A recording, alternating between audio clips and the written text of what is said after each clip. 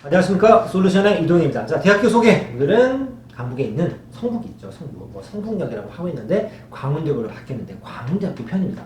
파트 2는 입학 전형, 즉 어떤 학생들이 광운대학교를 선호하고 어느 정도 준비를 합격할 수 있느냐 이런 부분과 취업률을 좀 살펴보는 동영상입니다. 저희가 항상 선방으로 학교별로 어떤 학과들이 좀 취업률이 괜찮은지를 먼저 살펴보고 시작하려고 있는데, 자, 이 퍼센트 자체가 아주 의미가 있다기보다는 광운대에서는 이런 학과들이 주로 취업률을 캐리한다. 이 정도의 참고로 보시면 됩니다.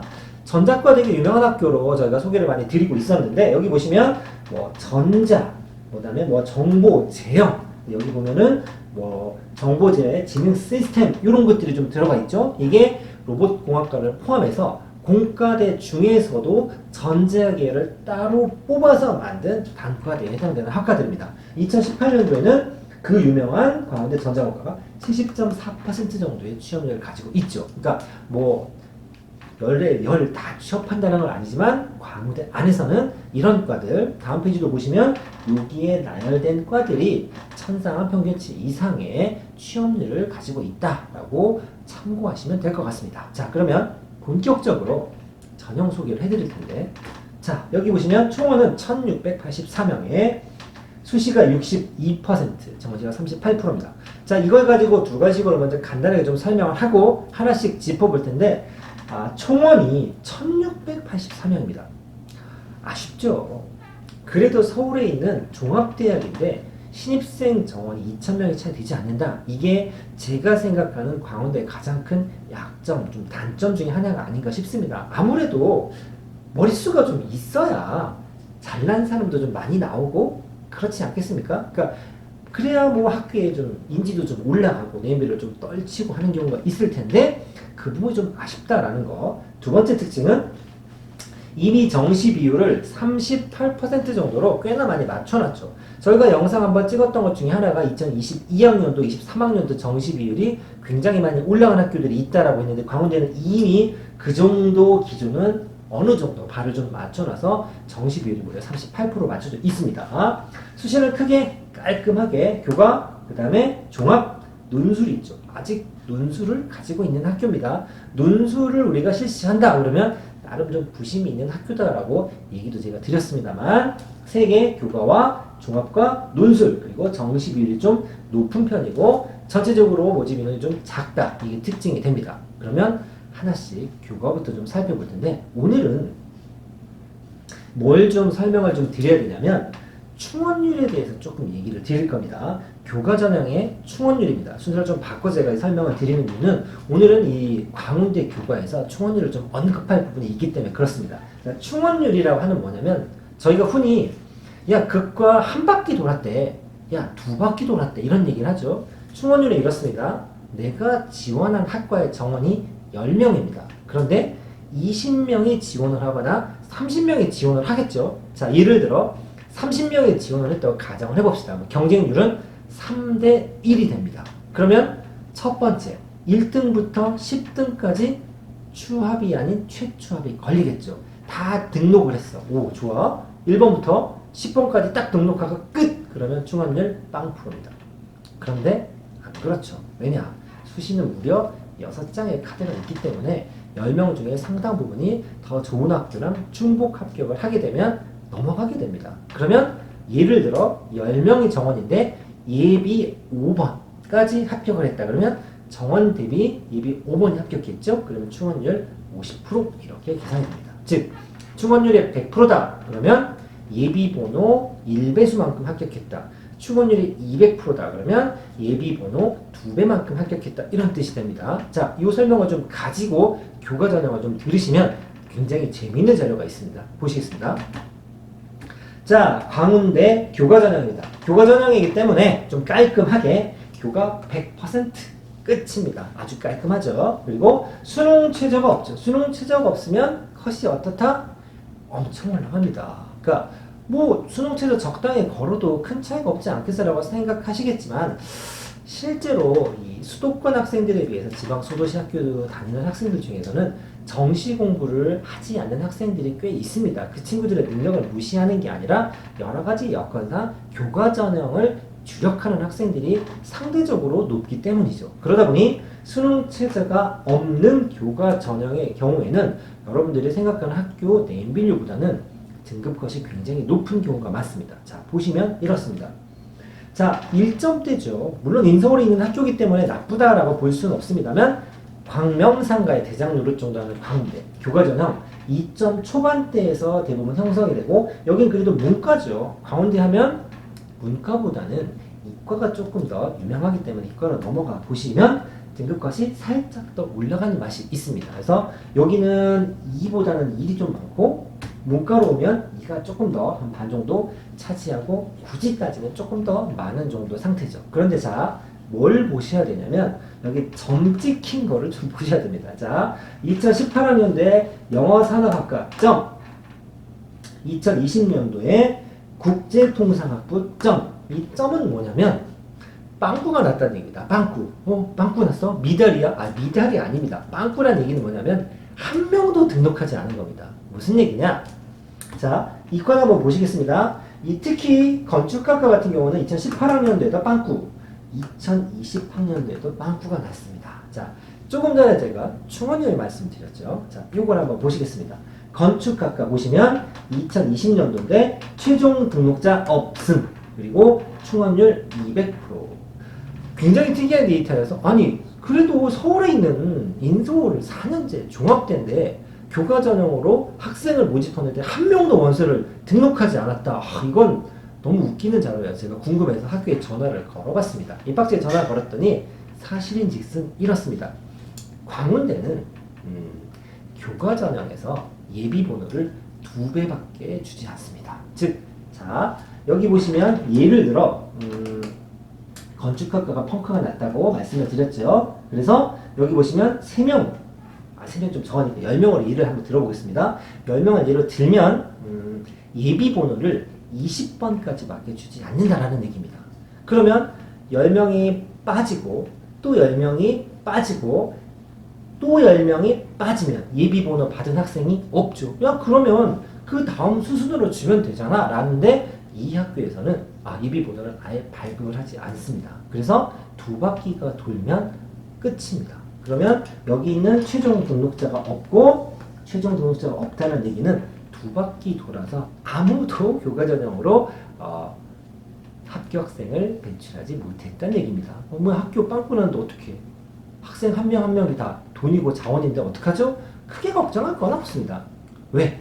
부족한 만큼 정시로 때우게 되기 때문에 물론 이걸 전략적으로 노리시는 건 굉장히 확률이 낮죠.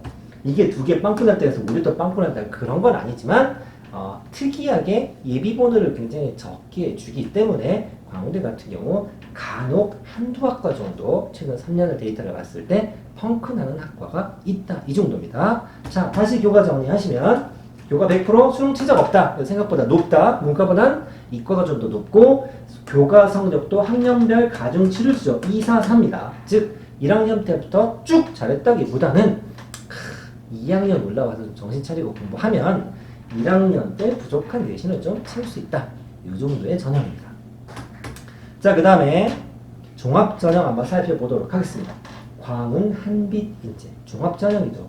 특별히 이거는 설명할 내용이 거의 없죠. 500명 정도 뽑으니까 좀 많이 뽑는 인원이긴 합니다만 뭐 서류 100% 3% 3배수에 70에 30% 수능 최저 없고 학생부란 자기소개서 아주 노멀한 스타일의 전형이죠. 우리 흔히 말하는 종합전형 스타일의 매뉴얼을 그대로 따르고 있습니다. 자, 충원율 아까 말씀드렸으니까 충원율 한번 살펴보겠습니다. 내신은 대충 이러합니다. 한 2점 중후반에 걸리는 학교들부터 시작해서 주로 3점대 학과들이 많죠. 평균이죠. 그 다음에 이과로 넘어오면 문과에 비해서는 조금 등급컷이 좀 올라가죠. 그러니까 전체적으로 이 학교, 광운대를 지원하는 학생들은 문과보다는 이과 쪽 학생들의 성적이 조금 더 좋은 학생들이 많다. 이 정도 보여집니다. 충원율을 보시면 아까 교과는 빵꾸난 학교가 있었죠. 여기 보시면 빵꾸난 학교 물론 이게 정상인데 없습니다. 근데 충원율을 보시면 대부분 100% 미만인 학과들이 많죠. 즉 교과라고 하는 건 정량평가, 즉 점수로 환산해서 뽑기 때문에 비교적 정확도가 좀 높죠. 그래서 안전빵으로 하나씩을 쓰는 경우들이 많죠. 그래서 학종도 높은 학교. 그러니까 교과로는 안전빵으로 아래를 쓰고 내가 혹시 모르는 역전의 발판으로 삼는 찬스가 종합, 적성, 논술 이런 전형입니다. 그래서 종합으로 붙으면 보통은 등록을 많이 하지요. 그래서 한 바퀴 이상 도는 학과가 많지 않다. 상대적으로 광원에서 쓰는 논술 전형 조금 이따 보겠지만 충원율이 굉장히 낮습니다. 자, 논술입니다. 206명을 뽑는데 논술이 70% 그리고 작년에는 60%의 논술 비율을 높였죠. 즉 학생부보다는 야 우리 아직 논술을 보는 학교야. 우리 학교 오려면 너 내신 좀 안 좋더라도 1학년보다 2, 3학년을 좀 더 보겠지만 학생부를 10% 줄였죠.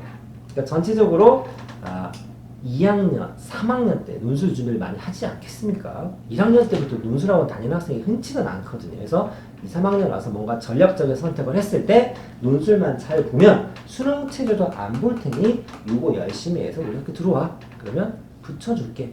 아무래도 수능 체제가 없는 상태고 논술 비율이 높아졌으니까 여기 이제 좀 보시면 3점대에서 이제 4가 등장을 하죠. 요 데이터 지금 최근 3년치 2020년 데이터보다는 내신 평균은 조금 하락할 수도 있습니다. 물론 이거는 비율이 높아졌다고 해서 항상 그런 건 아닙니다만 아무래도 내신이 좀 약한 학생들, 즉 교과나 종합으로 강원대를 쓰기 어려운 학생, 그리고 전 과목이 골고루 성적이 나오지 않지만 내가 특별히 논술 관련 과목을 좋아하고 그 과목 하나는 좀 나아 이런 친구들을 받기 위함이기 때문에 내신 등급은 조금 낮아질 수도 있습니다. 충원율을 한번 보시면 자 아까 작아서 잘 안 보시겠습니다만 논술 같은 경우는 100을 채우는 과가 거의 없죠. 방금 말씀드렸죠. 여기 뭐도 있냐면 0도 있습니다. 0. 자 작년에 환경공학과랑 작년에 화학과 그 다음에 동부가 문화산업학부는 논술 전형으로 합격한 학생들이 단 한 명도 빼지 않고 전부 등록한 겁니다. 그러니까 이 0, 0, 0, 0, 0 다섯 개 학과는 어떤 일이 벌어졌냐? 자, 여러분들 수시 원서를 쓰는데 예비 1번이 나왔다고 가정을 해봅시다. 그럼 어떤 마음이 들죠? 야, 이제 한 명만 제끼면 돼. 한 명만 포기를 하면 내가 붙어. 그래서 굉장히 높은 확률로 난 그 학교를 갈 수 있을 거야 라고 생각하는데 이 다섯 개 학과는 예비 1번이 불합격했다는 얘기입니다. 진짜 원서 잘못 썼다고 생각하실 수 있습니다. 그만큼 논술 전형이라고 하는 건 약간 역전 카드이기 때문에 붙기만 하면 등록을 해버린다. 그래서 충원율이 거의 50% 안쪽으로 된다. 반면에 교과는 웬만하면 한 바퀴 돈다. 한 바퀴도 모자라서 두 바퀴를 돌았는데도 한 명도 등록하지 않은 학생도 있었다라는 겁니다. 그래서 여기까지 해서 수시로 좀 살펴봤고 정시 한번 보겠습니다. 정시는 어차피 수능 성적이 좀 깔끔하게 이렇게 종이에 딱 인쇄가 돼서 나오지 않습니까? 그 데이터를 갖고 예측을 하는 거기 때문에 실은 뭔가 고민한다 할 때 크게 고민이 되진 않죠. 왜냐면 요즘에 온라인 시스템이 굉장히 잘 돼 있기 때문에. 그런데 여기서는 전체적인 윤곽을 좀 살펴볼 텐데 정시 탐구를 2과목 봅니다. 그래도 인서울 자존심이 좀 있습니다. 탐구 2과목이나 보고 그래도 공대의 중요한 과들은 수학, 가형을 좀 지정을 해놨습니다. 특징은 뭐냐면 가형 10%, 즉 여기나 여기, 즉 공대 쪽이 아닌 학과들은 나형을 봐도 받아는 주는데 작년에 15%였다고 우리 가산점을 살짝 낮췄습니다. 즉 나형을 봤을 때 작년보다는 덜 유리하다라고 보시면 됩니다. 하지만 아마 이 과들을 쓰는 학생들은 대부분 나형을 쓸 거기 때문에 이 공대를 진료하고 나머지는 어차피 작년 데이터를 참고한다고 쳐도 같은 조건으로 비교를 하고 같은 조건으로 경쟁을 하는 거니까 이 가산점 부분보다는 한 문제라도 더 잘 맞추는 거 신경 쓰는 게 훨씬 더 합격에 유리하다. 이 정도입니다. 퍼센트는 좀 이렇습니다. 국수탕, 영어가 빠져있는 상태이기 때문에 생각보다 퍼센트가 좀 낮죠. 이 정시 입결 발표 같은 경우는 저희가 매번 말씀드리지만 영어를 넣느냐, 영어를 넣지 않느냐에 따라서 적게는 한 1.5에서 심한 경우는 한 2.5%까지도 좀 차이가 납니다. 그래서 영어가 들어가면 여기서 한 2% 정도 얹어서 다른 학교랑 좀 비교를 할 수 있는데 대체적으로 한 80 중반 뭐 84에서 86% 정도의 백분위가 나오죠. 자, 이과로 넘어가면은 이제 공대가 붙으면 83까지나 81, 81까지도 떨어지죠. 왜냐? 가형 지적인 과들은 아무래도 등급 따기가 좀 어려운 부분이 있기 때문에 아까 내신 등급은 이과 학생들이 좀 높았음에도 불구하고 정시 백분위는 좀 낮게 나온 학과들이 있다 정도 기억하시면 될 것 같습니다. 자, 정리하고 마무리하겠습니다. 자, 수시 최저가 없습니다. 종합도 최저가 없고 교과도 최저가 없고 논술도 최저가 없다. 여기 수능 안 본다. 수시에서는. 그러니까 수시에는 수능 안 보고 정시는 수능만 본다. 딱 구분이 좀 되어 있죠. 두 번째, 교과 전형 충원율이 좀 낮은 편이다. 다른 학교에 비해서. 그러다니까 한두 학기 정도가 매년 더 펑크나는 경우도 있다. 물론 진짜로 운빨이 좋아서 내가 성적이 안 되지만 교과를 써서 운 좋게 붙는 학생이 있을 수도 있겠지만 너무 전략적으로 노림수로 놓는 건 좀 그렇다. 논술비교사 비중이 60에서 70%로 올라갔기 때문에 논술 과목에 자신 있는 학생들은 내신이 조금 부족하더라도 한번 도전해 볼 만하다. 자, 정시에서 가형 지정 가산점인데 이 가산점이 5% 정도 낮아졌다. 그래서 작년 데이터에 큰 영향이 있을지는 모르겠지만 나형끼리 경쟁하니까 이 5%는 생각보다 5%는 우와 엄청 뭐가 좀 낮아졌나라고 하겠지만 실은 나형의 가산점은 그렇게 아주 중요하진 않다. 취득점은 수의 가산점이기 때문에 내가 시험을 잘 봐야만 가산점도 같이 비율로 올라간다 이겁니다. 자, 여기까지 해서 우리 서울에 있는 광운대 정도를 좀 해봤는데 좀 전체적으로 전형 자체는 노멀합니다만 충원율이라든가 수능 최저 같은 경우를 좀 참고해서 하시면 여러분들 충분히 승산 있는 싸움이 될 거라고 생각합니다. 자, 여기까지 해서 파트 2 영상 마치도록 하겠습니다. 감사합니다.